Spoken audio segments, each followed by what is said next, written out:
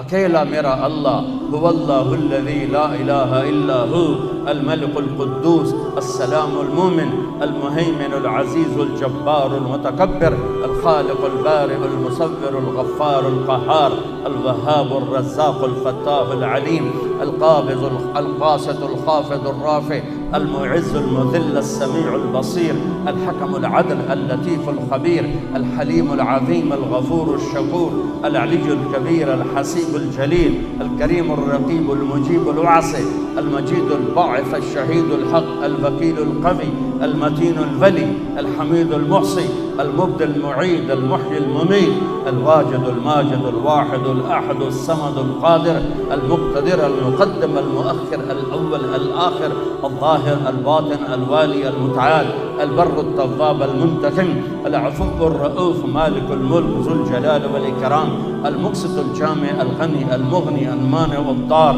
النافع النور الهادي البديع الباقي الوارث الرشید الصبور جل جلالہ. یہ اکیلا اللہ موجود ہے، کچھ نہیں، اللہ ہی اللہ ہے. تو اللہ میرے نبی نے فرمایا، میرے اللہ نے، غور سے سنی، میرے اللہ نے پیدائش کائنات سے 1000 سال پہلے سورہ یاسین کی تلاوت فرمائی. میرے نبی کا ایک نام کیا ہے؟ میرے اللہ نے یاسین کی تلاوت کر کے کہا یاسین والقرآن الحکیم. یاسین مجھے قسم ہے قرآن حکیم کی، انک لمن المرسلین، آپ میرے رسول. کوئی سامنے ہے، کوئی سامنے ہے، کوئی سامنے وجود ہے جسے کہا جا رہا ہے آپ. دیکھیں نا، آپ تو سامعین کے لیے ہوتا ہے، ناظرین کے لیے ہوتا ہے، جو سامنے بیٹھے ہوں. اور جو موجود ہی نہ ہو اس کے لیے وہ کا لفظ ہوتا ہے کہ اگر وہاں کچھ نہ ہوتا تو آیت ہوتی انہ لمن المرسلین، وہ آئیں گے میرے رسول. وہ آ گئے، وہ آ چکے ہیں، اور کہا جا رہا ہے انک لمن المرسلین، آپ میرے رسول ہیں، آپ علی صراط مستقیم، آپ صراط مستقیم پر ہیں. بی بی سعدیہ، حلیمہ سعدیہ رضی اللہ تعالیٰ عنہ نے جب محبوب مصطفیٰ کو گود میں لیا اور بیٹھیں اپنی گدھی پر، وہ مریل ٹٹو گدھی، جب آپ کو گود میں لے کر گدھی پر بیٹھی تو گدھی نے ایک چھلانگ لگائی اور قبلہ رخ ہو کے سجدہ کیا، پھر سر اٹھایا، پھر سجدہ کیا، پھر سر اٹھایا، آسمان کو دیکھا، پھر سجدہ کیا. اس مریل گدھی کو بھی پتا ہے کہ میرے اوپر کون آیا ہے. وہ اللہ کا شکر ادا کرنے کے لیے 3 دفعہ اس نے سجدہ کیا.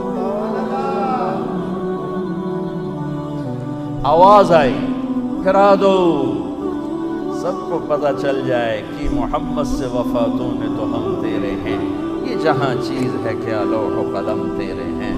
تم ایک وکالت کو کیا کہتے ہو؟ کل کائنات تمہارے قدموں میں گرا دی جائے گی بشرطے کہ تم غلام مصطفیٰ بن کے دکھا دو.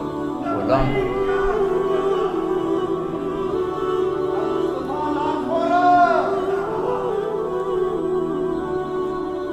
ہاں. پھر آواز آئی، اگلی سنیں، وہ اس سے بھی عجیب ہے.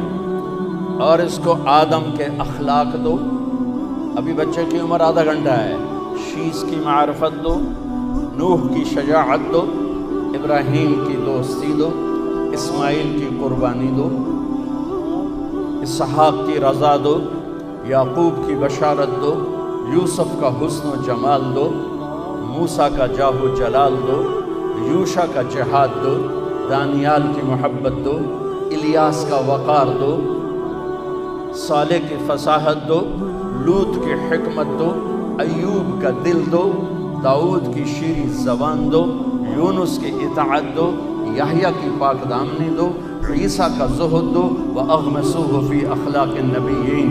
اور تمام انبیاء کو جو دیا ہے اس بچے کے سینے میں اتار دو. آدھے گھنٹے میں 1.25 لاکھ نبیوں کا علم، اور پھر اس کے بعد علم کی پرواز. اتنی بڑی ہستی کے پیغام ٹھکرا کر ہم کیسے کنارے لگ سکتے ہیں؟